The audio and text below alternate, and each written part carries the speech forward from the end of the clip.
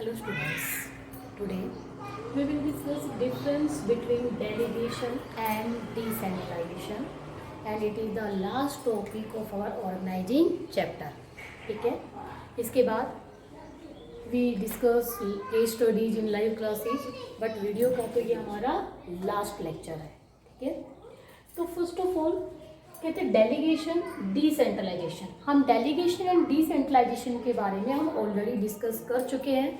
तो आज हम उन दोनों को डिफ्रेंशिएट करते हैं कि दोनों में क्या मेन डिफरेंस है.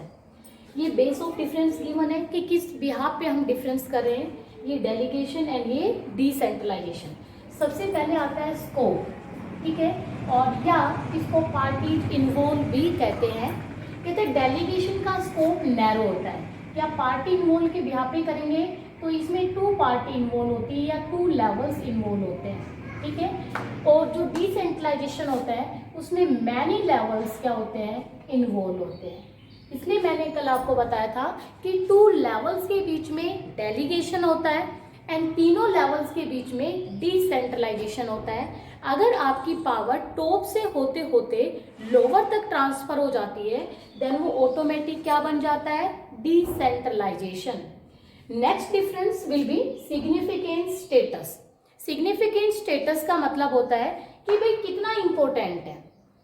कहते हैं delegation is very important for our business. ठीक है, because without delegation a manager can't perform his work in a proper way and can't give the contribution for achieving the goal of business. तो delegation is very important for business. ठीक है, और कहता है because every manager is also share some authority and responsibility to his subordinates to perform the task in a proper way. So delegation is very important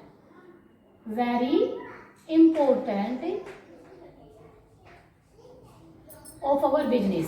तो ये बहुत important है क्योंकि एक मैनेजर अपनी कोई ना कोई पावर या रिस्पॉन्सिबिलिटी अपने सबॉर्डिनेट्स को डेलीगेट करता है ताकि वर्क को इफेक्टिवली परफॉर्म किया जा सके. कहते हैं decentralization is more important as comparison of delegation.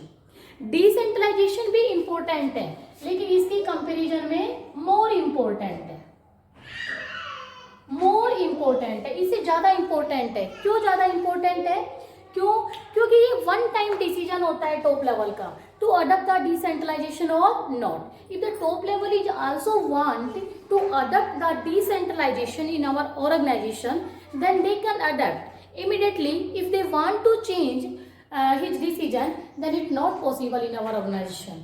क्योंकि अगर टॉप लेवल ने एक सिंगल टाइम पे डिसाइड कर लिया कि मुझे डिसेंट्रलाइजेशन को अडॉप्ट करना है तो वो इजीली से अडॉप्ट कर सकते हैं. लेकिन अगर वो फ्रिक्वेंटली अपने डिसीजन को चेंज करना चाहते हैं, ठीक है, 1 मंथ के अंदर अपने डिसीजन को चेंज करना चाहते हैं तो बेटा ये इतना इजी पॉसिबल नहीं है या इतनी आसानी से चेंज नहीं हो सकता. क्योंकि जब पावर लोअर लेवल तक पहुंच जाती है तो लोअर लेवल से पावर को विड्रॉ करना अपने आप में कोई आसान काम नहीं है. इसलिए इसको हम फ्रिक्वेंटली चेंज नहीं कर सकते. तो कहते हैं decentralization is more important as comparison of delegation because decentralization decision is also taken by the top level. और कहता है ये वन टाइम डिसीजन होता है टॉप लेवल का कि टू अडॉप्ट द डिसेंट्रलाइजेशन और not. If they adopt then they can't immediately change of this decision because the lower level जब भी उनसे अथॉरिटी को विड्रॉ किया जाएगा तो डेफिनेटली वो क्या करते हैं, ऑब्जेक्शन करते हैं. सो ये डेलीगेशन से भी ज़्यादा इंपॉर्टेंट है और इसको हम वन टाइम डिसीजन भी कहते हैं. इसलिए काफ़ी डीप थिंकिंग लेने के बाद ही टॉप लेवल डिसाइड करे कि उनको डिसेंट्रलाइजेशन अडॉप्ट करना है या नहीं करना. देन द थर्ड डिफरेंस आता है फ्रीडम ऑफ एक्शन. बेटा डेलीगेशन में फ्रीडम हमें नहीं होती है लेकिन डिसेंट्रलाइजेशन में हमें क्या होती है, फ्रीडम होती है काम करने की. क्यों? क्योंकि डेलीगेशन में a manager delegate authority responsibility but a manager can't delegate accountability. The manager is always answerable for compulsion या non compulsion of task to his senior. ठीक है, so a manager is also to interfere the work of subordinate. The manager is also time to time check the work of subordinates then they perform the work in a proper way or not. So in delegation there is the less freedom of employees work. या यहाँ पर action में freedom नहीं होती है, बार बार manager का interference क्या रहता है, ज़्यादा रहता है.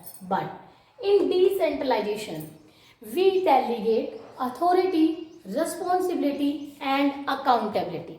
And after delegating accountability, the manager can't interfere the work of subordinate, because the manager is also know that if the subordinate perform the wrong work, then the subordinate are accountable. The manager are not accountable for the wrong performance of employees. So there is a more freedom of employees in decentralization. Okay. Then the next difference will be on the base of scope. देखो बेटा, delegation का scope जो होता है वो narrow scope है, लेकिन जो डिसेंट्रलाइजेशन का स्कोप है वो काफी वाइडर स्कोप है, क्योंकि इसमें ये तो 2 लेवल्स के बीच में चेंज होता है, ये मैनी लेवल्स के बीच में चेंज होता है, तो इसका स्कोप क्या माना जाएगा, वाइडर माना जाएगा। रिस्पॉन्सिबिलिटी कहते हैं delegation is the responsibility of all managers. Delegation को अडॉप्ट करना हर मैनेजर की रिस्पॉन्सिबिलिटी है, बिकॉज कोई भी मैनेजर अपना सारा वर्क खुद परफॉर्म नहीं कर सकता। For performing the work in a proper way, the manager is also assign some work to his subordinate and also give some power to perform the responsibility. ठीक है, so it is the responsibility of all manager. But decentralization की responsibility total और total किसकी होती है, top level की होती है। The top level decide to adopt the decentralization or not, क्योंकि टॉप लेवल ही डिसाइड करता है कि मुझे अपने बिजनेस में डिसेंट्रलाइजेशन को अडॉप्ट करना है या नहीं करना। अगर टॉप लेवल डिसेंट्रलाइजेशन को अडॉप्ट करना चाहता है तो टॉप लेवल अडॉप्ट कर सकता है, लेकिन अगर वो नहीं करना चाहता तो डिसेंट्रलाइजेशन अडॉप्ट ही नहीं हो सकता। सो डिसेंट्रलाइजेशन को अडॉप्ट करने की रिस्पॉन्सिबिलिटी किसकी होती है, टॉप लेवल की। उसके बाद आता है नेचर या असेंशियल। कहते हैं डेलीगेशन जो होता है बच्चों वो कंपल्सरी नेचर का होता है। कैसे नेचर का होता है, कंपल्सरी नेचर का होता है। क्यों, क्योंकि कोई भी मैनेजर अपना सारा काम खुद नहीं कर सकता, कोई ना कोई वर्क परफॉर्म करवाने के लिए उसको सबऑर्डिनेट्स को वर्क असाइन करना होगा, पावर देनी होगी। तो हम ये कहते हैं कि भाई जो आपका डेलीगेशन कंसेप्ट है वो कंपल्सरी नेचर की होती है, असेंशियल नेचर की होती है, जबकि डिसेंट्रलाइजेशन जो है वो ऑप्शनल नेचर की होती है। ऑप्शनल का मतलब एडवांस में डिसाइड करना होता है कि हमें डिसेंट्रलाइजेशन को अडॉप्ट करना है या नहीं। और कौन डिसाइड करता है, बोलो, यस, टॉप लेवल। क्यों, क्योंकि टॉप लेवल की पावर लोअर लेवल तक डिस्ट्रीब्यूट हो रही है। सबसे ज्यादा इफेक्ट किस पे पड़ रहा है डिसेंट्रलाइजेशन का, टॉप लेवल पे। सो टॉप लेवल डिसाइड करता है कि भाई मुझे इसको अडॉप्ट करना है या नहीं करना। सो it is the optional nature की होती है, ये कंपल्सरी नेचर की नहीं है। The next difference will be on the base of purpose. देखो इसका बड़े अच्छे से ये क्लू हिंट भी है। कहते हैं डेलीगेशन का मेन पर्पज है मैनेजर के वर्कलोड का या मैनेजर के वर्कलोड को रिड्यूस करना। ठीक है, या आप ऐसे भी लिख सकते हो, reduce the workload of manager. ठीक है, डेलीगेशन का मेन पर्पज क्या है, मैनेजर के वर्कलोड को रिड्यूस करना। बट डिसेंट्रलाइजेशन का मेन पर्पज है सबऑर्डिनेट्स के रोल को इंक्रीज करना। सबऑर्डिनेट्स, ठीक है, increase the role of subordinates, यानी सबऑर्डिनेट्स के रोल को इंक्रीज करना ही डिसेंट्रलाइजेशन का मेन पर्पज है। अब कई बार बच्चे 1 मार्क्स में एक क्वेश्चन पूछा जाता है, which concept is also give more main focus on increase the role of subordinates. कहता है ऑर्गेनाइजिंग की कौन सी कंसेप्ट है जो सबऑर्डिनेट्स के रोल को इंक्रीज करने पर फोकस देती है, डिसेंट्रलाइजेशन। कहता है ऑर्गेनाइजिंग की या मैनेजमेंट की कौन सी कंसेप्ट है जो मैनेजर्स के वर्कलोड को रिड्यूस करती है, तो वो डेलीगेशन आती है। ये वेरी इंपॉर्टेंट पॉइंट है और ये बहुत बार 1 मार्क्स के क्वेश्चन में भी कंसेप्ट की फॉर्म में पूछा जाता है। तो जहां सबऑर्डिनेट्स के रोल को इंक्रीज करने की बात आती है तो वो डिसेंट्रलाइजेशन है। फिर एक क्वेश्चन अराइज होता है कि डिसेंट्रलाइजेशन से सबऑर्डिनेट्स का रोल कैसे इंक्रीज हो जाता है। क्यों, क्योंकि डिसेंट्रलाइजेशन में सबऑर्डिनेट्स को डिसीजन लेने की पावर दी जाती है। डिसेंट्रलाइजेशन में सबॉर्डिनेट्स की अकाउंटेबिलिटी भी फिक्स होती है, और जहां सबॉर्डिनेट्स को अथॉरिटी, रिस्पॉन्सिबिलिटी, अकाउंटेबिलिटी सब डेलीगेट हो जाती है, अपने काम के वो खुद डिसीजंस लेते हैं, अपने काम के लिए वो खुद अकाउंटेबल होते हैं, तो वहाँ डेफिनेटली वो ज़्यादा डीप थिंकिंग करते हैं, ज़्यादा इनोवेटिव आइडियाज़ अपने माइंड में डेवलप करते हैं। तो कहीं ना कहीं सबॉर्डिनेट्स का डेवलपमेंट इसमें ज़्यादा होता है, क्योंकि सबॉर्डिनेट्स का रोल इंक्रीज हो जाता है, क्योंकि डिसीजन लेने की पावर भी उनके पास होती है। सो यहाँ सबॉर्डिनेट्स के रोल को क्या करती है, डिसेंट्रलाइजेशन इंक्रीज करती है। Okay, last difference will be on the base of grant of authority. कहते बेटा डेलीगेशन में अथॉरिटी ग्रांट होती है मुझे अपने इमीडिएट सुपीरियर से, इमीडिएट सुपीरियर, मेरा जो इमीडिएट सुपीरियर है मुझे वहां से अथॉरिटी मिलती है, ठीक है, इसलिए डेलीगेशन 2 लेवल्स के बीच में होता है, जबकि डिसेंट्रलाइजेशन में अथॉरिटी ग्रांट होती है टॉप लेवल से, और टॉप लेवल से होते होते कहां तक जाती है, लोअर लेवल तक। समझ आ गया? तो कहते हैं डेलीगेशन में अथॉरिटी ग्रांट होती है मुझे अपने इमीडिएट सुपीरियर से, बट डिसेंट्रलाइजेशन में the authority is also granted by top level, top से होते मिडल तक आएगी, मिडल से होते हुए लोअर तक। So these are the difference between delegation and decentralisation.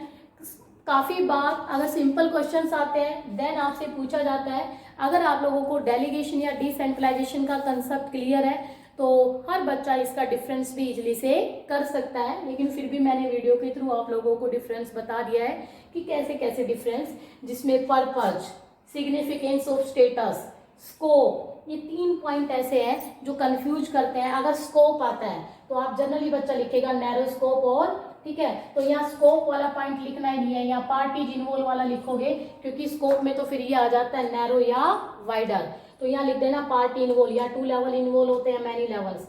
Significance ये भी इंपॉर्टेंट है, लेकिन ये उससे ज़्यादा इंपॉर्टेंट है क्योंकि ये 1 टाइम डिसीजन होता है, और 1 टाइम डिसीजन आपने ले लिया वो रॉन्ग भी हो सकता है और राइट भी, तो काफ़ी ज़्यादा डीप थिंकिंग करने के बाद डिसाइड किया जाता है कि भाई मुझे डिसेंट्रलाइजेशन को अडॉप्ट करना है या नहीं, ठीक है। बाकी आप कोई भी डिफरेंस, इतना कोई ऐसे प्रॉब्लम वाला नहीं है, ठीक है, तो आप लोग अच्छे से इसको एक बार रीड करना। उसके बाद नेक्स्ट आता है difference between centralisation and decentralization. देखो सबसे पहले बच्चों इसका मीनिंग गिवन है, कहते हैं what do you mean by the centralization and decentralization. कहते हैं सेंट्रलाइजेशन मीन्स, ठीक है, when the top level concentrate all powers in their own hands is called centralization। कहते हैं when the top level concentrate all powers in their own hands is called centralization, and decentralization when the top level disperse the authority at all levels is called decentralization। तो जहाँ selective dispersal word आ जाता है, dispersal word आता है, generally वो decentralisation का clue hint है, उसकी डेफिनेशन में भी आता है, ठीक है, मीनिंग लिखना है स्टार्टिंग में। तो अथॉरिटी एट डिफरेंट लेवल, कहता है सेंट्रलाइजेशन में, ठीक है, ज्यादा पावर किसके पास होती है, टॉप लेवल के पास मोर अथॉरिटी होती है, ठीक है, यानी टॉप लेवल के पास मोर अथॉरिटी, ठीक है, और middle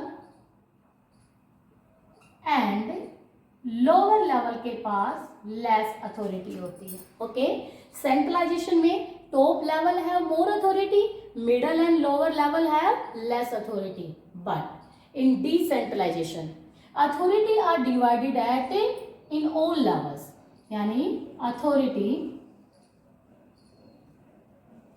divided in all levels, तीनों लेवल्स में अथॉरिटी क्या हो जाती है, डिवाइड हो जाती है, किसी के पास भी ज्यादा कम या ऐसा कुछ नहीं होता, ऑल लेवल्स में अथॉरिटी सिस्टमेटिकली डिवाइड होती है, सूटेबल।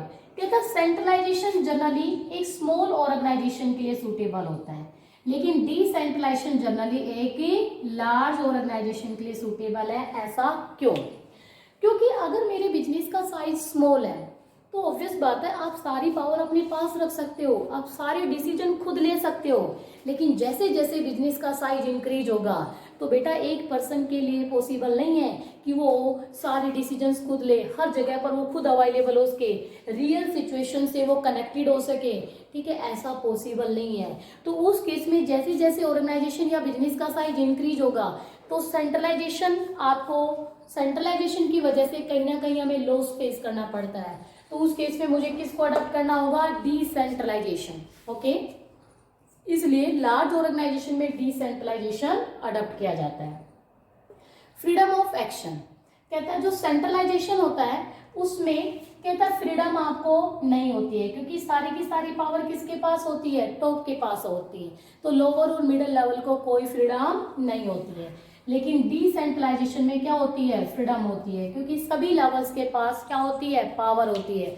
सभी लेवल्स डिसीजन ले सकते हैं, सभी लेवल्स अपने बिहाफ से वर्क परफॉर्म कर सकते हैं। So in decentralisation there is more freedom in all levels, but in centralization there is no freedom in middle and lower level, because the most of the power is also kept by top level and most of the decision is also taken by the top levels, so there is no freedom in centralization. So these are the difference between centralization and decentralization. उसके बाद बेटा last में मैं आपको एक point बताना चाहती हूँ, क्या कंप्लीटली डिसेंट्रलाइजेशन को अडॉप्ट करने से हमें बेनिफिट मिल सकता है? इन लार्ज ऑर्गेनाइजेशन की बात कर रही हूँ, क्योंकि इसमें बोला है कि जब बिजनेस का साइज स्मॉल होता है देन आप क्या कर सकते हो? सेंट्रलाइजेशन को अडॉप्ट कर सकते हो।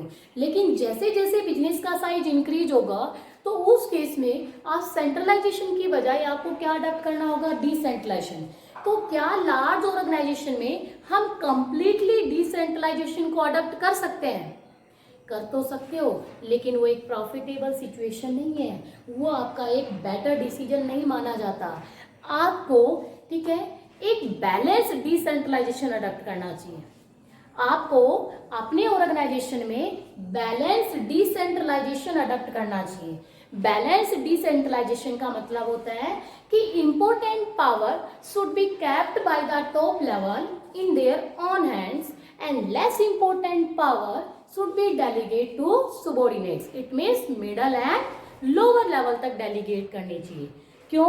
क्योंकि important power अगर आपने lower level तक delegate कर दी तो बेटा obvious बात है वो lower level तक वो decision effective नहीं लेंगे, बिजनेस फ्यूचर में ग्रोथ नहीं कर पाएगा, टॉप लेवल की इंपॉर्टेंस खत्म हो जाती है। तो कभी भी मुझे कंप्लीटली डिसेंट्रलाइजेशन अडॉप्ट नहीं करना है। कभी तो आपने सेकंड चैप्टर में जो प्रिंसिपल्स ऑफ मैनेजमेंट का चैप्टर था वहां पर भी मैंने आपको बताया था कि सेंट्रलाइजेशन एंड डिसेंट्रलाइजेशन का प्रिंसिपल, वहां पर फेयोल ने भी हमें गाइडलाइंस दी थी, हमें कंप्लीटली सेंट्रलाइजेशन या डिसेंट्रलाइजेशन को अडॉप्ट नहीं करना है, हमें सेंट्रलाइजेशन एंड डिसेंट्रलाइजेशन के कॉम्बिनेशन को अडॉप्ट करना है। It means important power top level को अपने पास रखनी है और लेस इंपॉर्टेंट पावर अपने सुबॉर्डिनेट्स को डेलीगेट करनी है। तो ये इसका था कि हमें बैलेंस डिसेंट्रलाइजेशन को अडॉप्ट करना है, ठीक है। तो ये आपका चैप्टर भी क्या हो गया? एंड हो गया, जिसमें मैंने कौन कौन से टॉपिक्स कवर किए हैं। सबसे पहले ऑर्गेनाइजिंग का मीनिंग, उसके बाद उसकी प्रोसेस, उसके बाद उसकी इम्पोर्टेंस, फिर आता है organizational structure. Organizational structure 2 type का होता है, फंक्शनल, डिविजनल। फिर आता है formal organization, informal organization. Okay, formal informal के बाद आपका आता है डेलीगेशन। डेलीगेशन का मीनिंग, डेलीगेशन की प्रोसेस, डेलीगेशन की इंपॉर्टेंस। फिर हमारा टॉपिक आता है डिसेंट्रलाइजेशन। डिसेंट्रलाइजेशन में मीनिंग आता है, डिसेंट्रलाइजेशन की इंपॉर्टेंस आती है, difference between delegation and decentralisation और difference between centralisation and decentralisation, ठीक है। आई होप आप लोगों ने साथ साथ मेरी वीडियो देख रहे होंगे, ठीक है, अपने डाउट्स भी करोगे। तो जैसे ही हमारा ये वीडियो आपके पास पहुंचेगा उसके नेक्स्ट डे ही हम आप लोगों के पहले पूनम गांधी से डाउट्स डिस्कस करेंगे, पूनम गांधी की केस स्टडी डिस्कस करेंगे। देन आफ्टर ऑल हम जो PDF के थ्रू आप लोगों को केस स्टडी मैं आप लोगों के पास सेंड करूंगी। पहले दिन केस स्टडी आप लोगों के पास अवेलेबल हो जाएंगी, दूसरे दिन हम लाइव क्लास के थ्रू वो सारी केस स्टडी क्या करेंगे? डिस्कस करेंगे। Okay students.